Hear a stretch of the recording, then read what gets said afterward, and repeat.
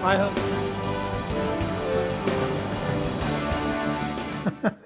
Well, there you go. Good evening. Welcome once again to the Bible Seeks Today.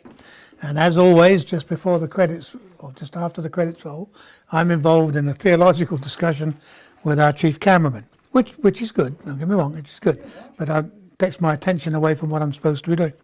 It says something about the attitude of people who work for this ministry, that we can get involved in theological discussions whilst we're working. Sometimes I think it's a good idea. Usually they tell me what I've done wrong. And out of that, I say, were you listening? And they say, no, we were busy doing something else. Never mind. So tonight, for those of you who very willingly, studiously, sometimes probably a bit wishing you get on with it, have stayed with us for these 19 or 18, 19 weeks, whatever they are, where we've been looking at the writers of the Bible, who wrote the Bible. In this case, we're looking at the core of the Bible, the first 5 books and one or two others, who put them all together, who did it. This is the last program in that series. As I said last week, don't worry, we're not stopping broadcasting or anything. Next week for you, it'll be 2 or 3 weeks later for me, because of obviously we record ahead of time and we're taking a short sabbatical. We will be picking up from one of these books that we've talked about, and we're going to be talking about the book of Isaiah in detail. And then I believe we're planning on doing Ezra just afterwards, and then we'll see where we go from there. And I should remind you that the title of the program is What the Bible Says Today.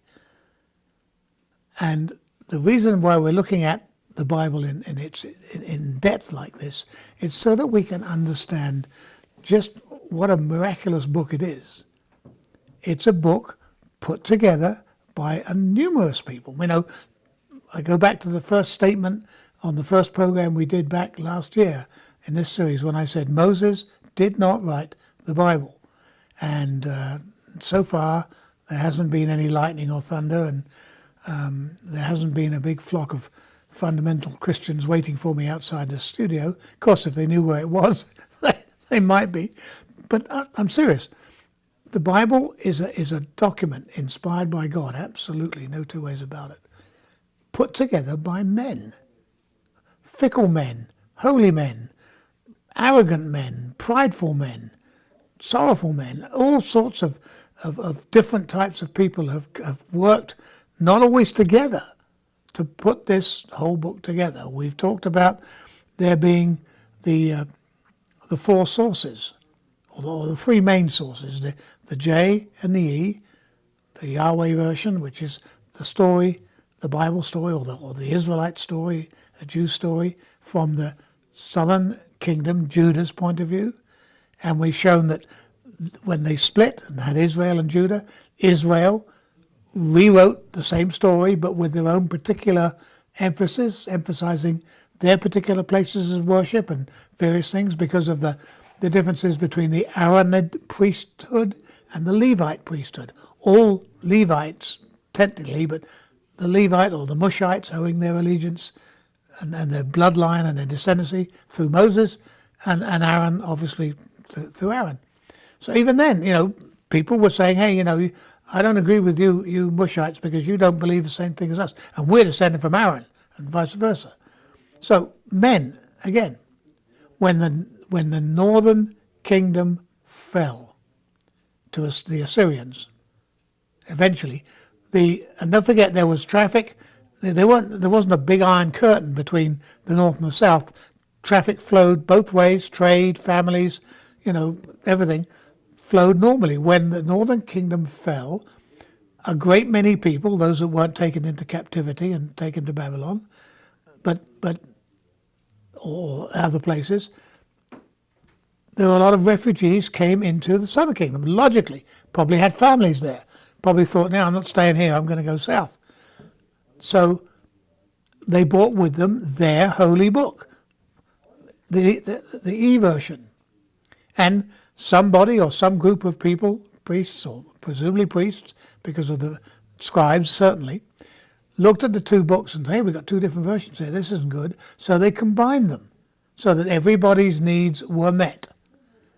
So before King Hezekiah's time, we had a Bible, or they had a Bible or a Torah, that was the J and the E combined. Told some of the stories more than once, merged some of the stories. Clever piece of redacting, really good. Then at some time during King Hezekiah's reign, and Hezekiah, if you remember, was the king who went back to the old ways, except that he pushed the Aaron priesthood more than the Moses priesthood, if you will. But anyway, Hezekiah did, as it says in the Bible, that which was right with God.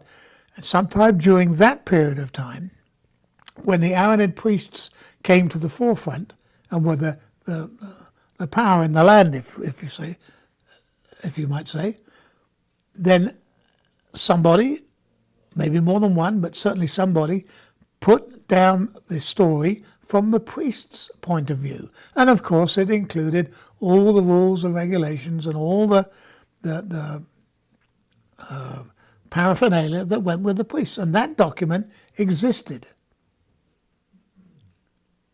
And eventually that document got merged with J and E at some point in time. We're not quite sure when. And then in Jeremiah's time, and in fact probably by Jeremiah, Deuteronomy was written, which was kind of laid it the other way, put the burden on the Moses priests, the Levite priests.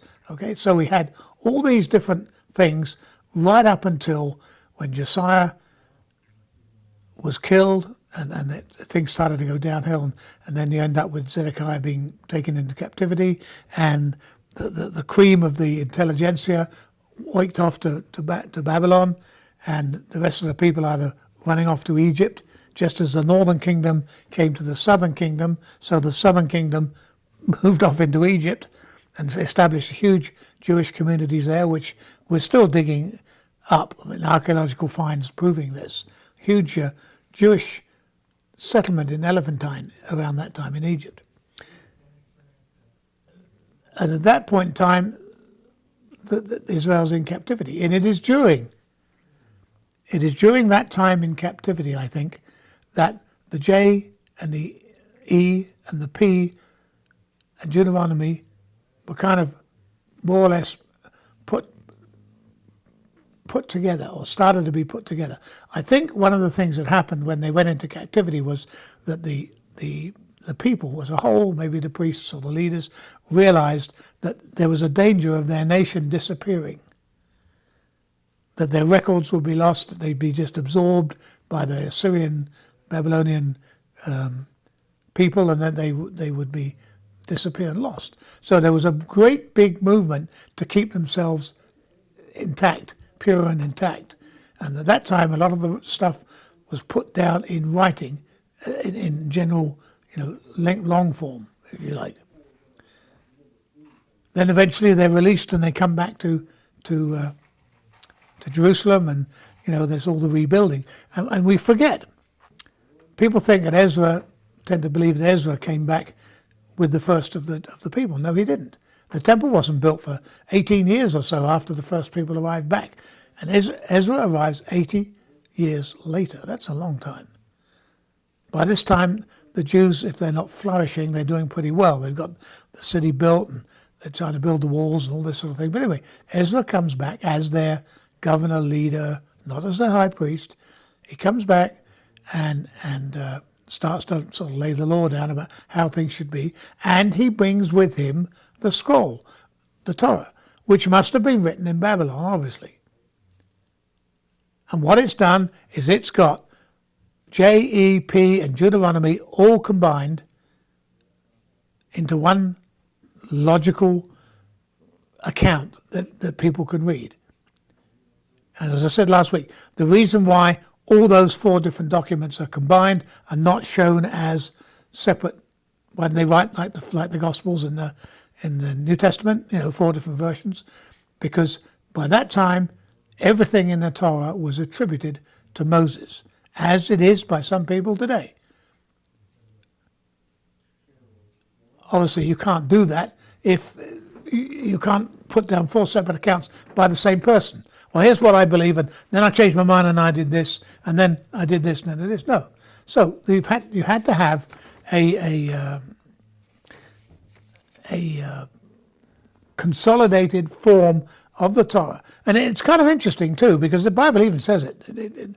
If you read Ezra, when he reads the Torah, that has the Torah read to the Israelites, all the Jews that are there at the time in Jerusalem, it says that they were amazed. It's as if they hadn't heard it before. Now, they'd obviously heard parts of the Torah before. It was read at their services, both in Babylon and Jerusalem. But here's the whole story, and it's like, wow, I never knew that.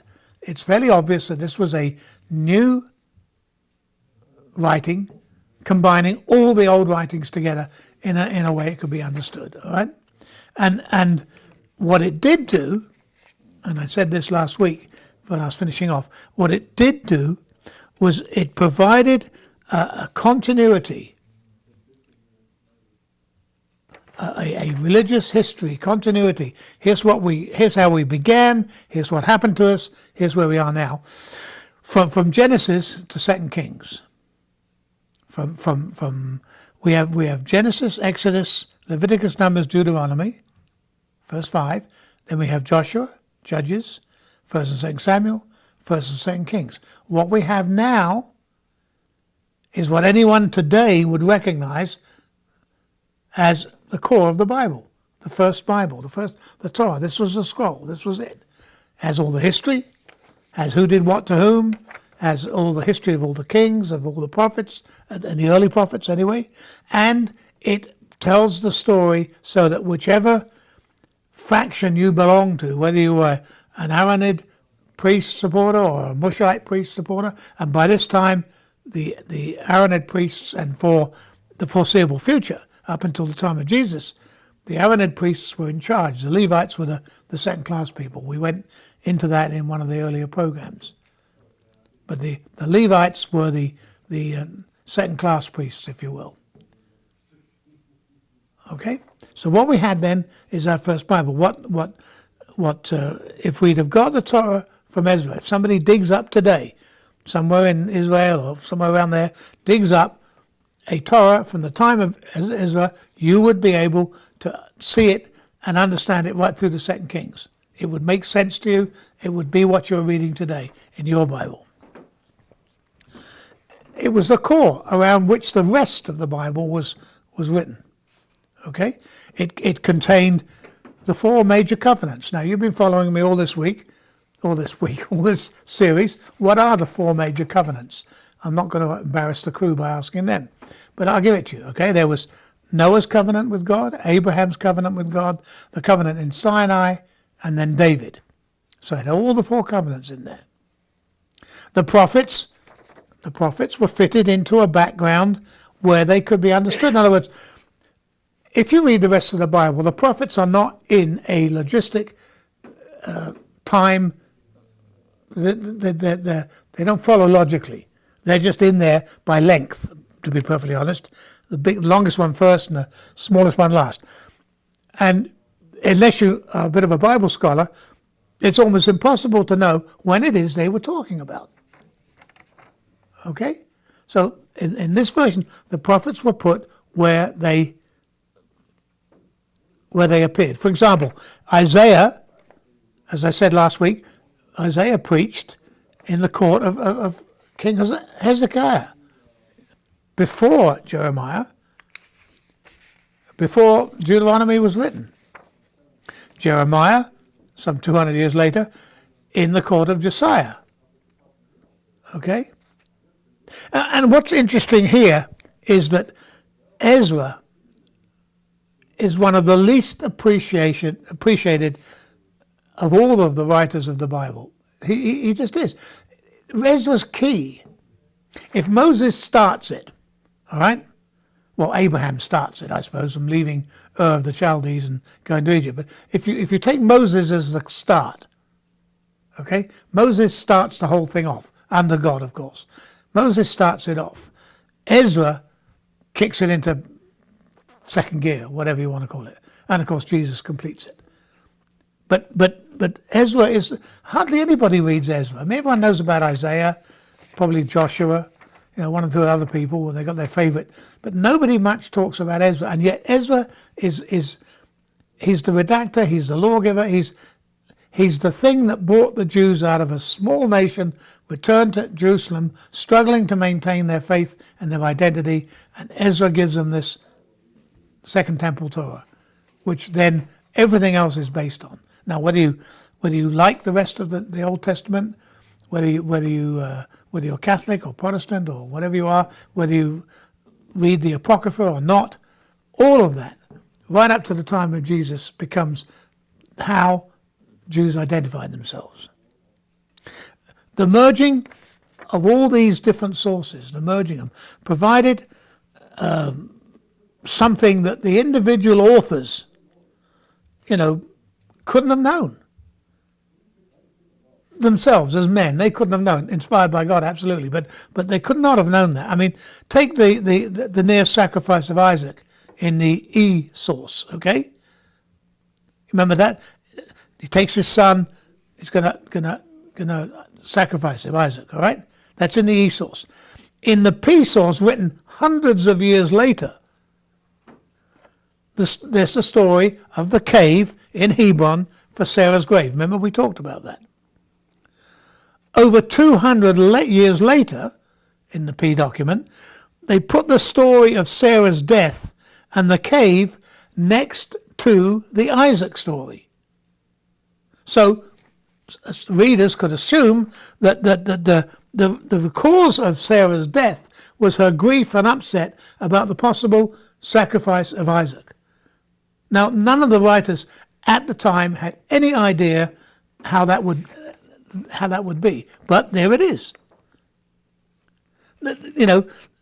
Not planned by E, by the writers of E, or by P, but it works. It absolutely works. It's just there's all sorts of instances like that. The merged document is a wonder to behold. It really is, and it also, instances like that add new possibilities of interpretation. And to be honest, the more you go into it, the more you learn. We've still, today, there is nobody, I know no scholar whose books I've read or read about scholars and researched on the internet, no scholar who says, we've got everything there is to know out of the Bible. It's just not there. We haven't got it yet. We've yet to appreciate the full impact of this work. I mean, the combination actually made this, think about this, the combination of the stories actually made them richer, with more detail. The dynamics between, the dynamics between justice and mercy. P is all about justice, J is all about mercy. Put the two together, now we have a God who is merciful and just. And I'm very glad of that too, because like a lot of you, I'm sure, I'm not hoping for justice, I'm hoping for mercy, because most of us haven't led absolutely pure sinful lives. But there again, the whole concept is there. The P writer was writing about the laws of the priesthood, and the J writer was writing about a merciful God who forgives and forgives and forgives. Now we've got both. It's a whole set of new dynamics. If you like, it's a powerful new depiction of God. It's a depiction of God who's just and merciful, and thank God for that. And at the same time, he's strict and forgiving, which is, at the very least I should say, is an exceedingly complex formula. Scholars and Bible scholars and theologians and that have been arguing about it for hundreds and hundreds of years. How you get a just, merciful, strict and forgiving God. How does it work? People say, God is forgiving, but he still requires justice. And then you say, okay, fine. But what about mercy? It It's a really complex situation. What it is two different ideas of God merged together. J and P. Simple as that. In fact, one of the things it did do, and you probably realize this, it formed a crucial part of Judaism as a whole, the Jewish faith, of crucial part, and by osmosis, and of Christianity. The Old Testament affects Christianity much more than you could believe. I think most Christians are content to read the New Testament and say, yeah, that's it, that's us. That Old Testament was a bunch of old geezers that didn't get that, didn't understand, what have you. But if you read the Old Testament in depth, you will find that it leads inevitably. The way Judaism was formed affects the way Christianity was formed. And you can't have one without the other. The Old Testament basically means the Old Covenant, New Testament, the New Covenant, of the same God. And how people view him. I mean, if I had gone back in pre-biblical times, back to the days of Josiah or somebody like that, and said, well, every time I want to talk to God, I just talk to him. We have a one-on-one relationship, which I'm very glad we do. And they would have been appalled that you can't do that. You've got to go to the priest. You've got to do this. You've got to do that. Christianity's changed that. But it's an evolution. It didn't just come out of the blue. The Bible became, or becomes, greater in its whole entirety, greater than anything we could imagine, certainly greater than the writers of the Bible. When the people were writing the Bible down, Jeremiah, Deuteronomy, Ezra, putting it together, when they and the people who contributed to J and E, when they were putting the Bible, as we know it, those writings down, they were doing it for the exigencies of the time. When the people who wrote the E version wrote down their story, they were doing it to counteract the stories in J, to give themselves legitimacy. When the P priestly version was written, it was to give the priesthood its legitimacy. They weren't saying, I'll write this down so that Tony Baxter in 2000 and whatever it is can read it and understand it. They were writing for their time. The miracle of it all is that in writing for their time, and then it all being combined, it becomes a document for our time. It becomes something that we now today treat as the textbook of our faith, if you will. It's totally amazing. You read a few, pages of the Old Testament, right? Pick them at random. Just read a few pages. I guarantee you there's probably 3 or maybe even 4 persons' input from their own experience as how they see God, how they see faith in those pages. That may be a slight exaggeration, but I think you get the message. You're not reading Moses' interpretation of it. You're not even reading Jeremiah's interpretation, depending on what you're reading. You are reading 3 or 4 different persons' input into this document. They're reading it in their own history of what's happening to them at the time. They're centuries apart. And there's many, many contributions, all coming together under God's influence to produce this book that we call the Bible. I mean, it's almost incomprehensible that something like as varied as that. It takes something like, I don't know, a book I like very much is a book, Bruce Catton's The Civil War, which tells the story of the Civil War in this country, as he saw it, on his researches. Now imagine 8 or 9 people writing that book from different parts, from the south, from the north, from maybe somebody in England who's looking at it from afar, putting it all together and making one comprehensible out of it. almost you'd say it can't be done. And yet we have this book, 2,000 years old or more. It's an incomparable source of inspiration and teaching, as a guide and as a comfort to people all over the whole world. It just simply is that important. We don't worship the Bible, or we shouldn't. The Bible is the book that tells us how our faith came to be and what God desires of us as seen, as understood by the various people who wrote it, from the very earliest of the writers of J to Paul and Peter and the other writers in the New Testament, how they see our relationship with God. But it really, in the larger view of things, it really doesn't matter who wrote it, does it? In the large scheme of things, it really doesn't matter who wrote it. What really matters is who reads it. It's there. It's available to us. If you don't read it, you're missing so much.